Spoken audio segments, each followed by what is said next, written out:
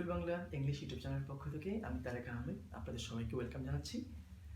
Basically এই চ্যানেলটার মধ্যে ইংলিশ গ্রামারের একাডেমিক টপিকগুলো ডিসকাস করা হবে, তার পাশাপাশি কমন মিস্টেকস ইন ইংলিশের ব্যাপারগুলো নিয়ে ডিসকাস করা হবে, যেগুলো নিয়ে সবসময় আমাদের দৈনন্দিন জীবনে অনেক বেশি কনফিউজড হয়ে যায়।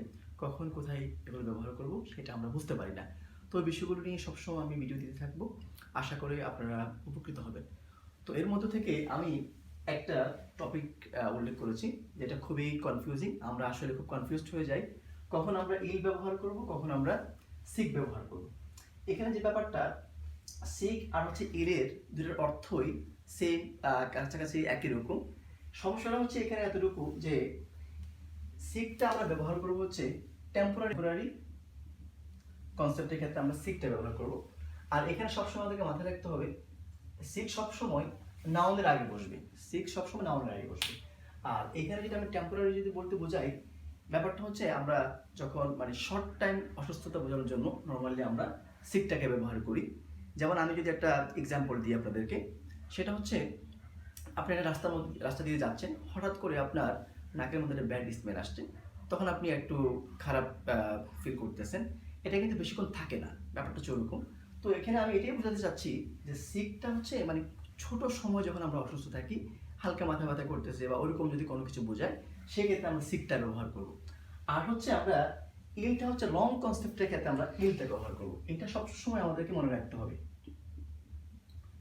লং টাইম যখন হবে তখন আমরা ইলটাকে ব্যবহার করব। এখন এখানে আমি একটা এক্সাম্পলের মাধ্যমে আপনাদেরকে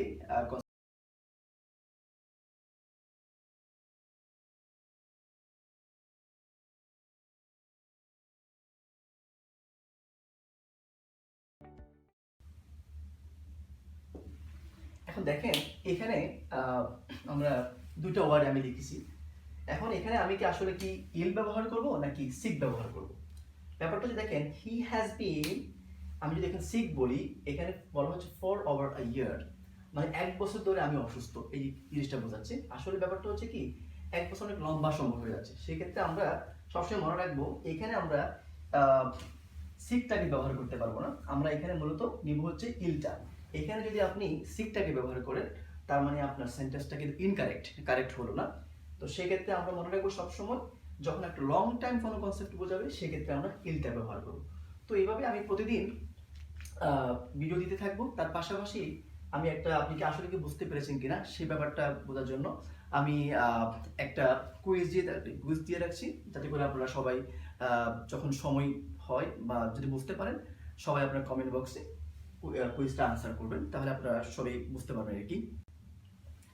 তো প্রত্যেকটা ক্লাসের পরে আপনি কি আসলে বুঝতে পারছেন কিনা, তো সেজন্য আমি দুইটা কুইজ রেখেছি।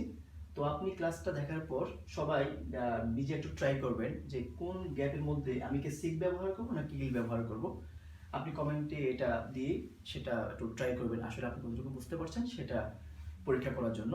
আর পাশাপাশি যদি আপনার ক্লাসটা ভালো লেগে থাকে, সেক্ষেত্রে আপনি আপনার ফ্রেন্ড বা যারা শুভাকাঙ্ক্ষী আছে তাদের কাছে এটা একটু ছড়িয়ে দিবেন, তাদেরকেও একটু দেখার সুযোগ করে দিবেন, তারা একটু শিখতে পারো।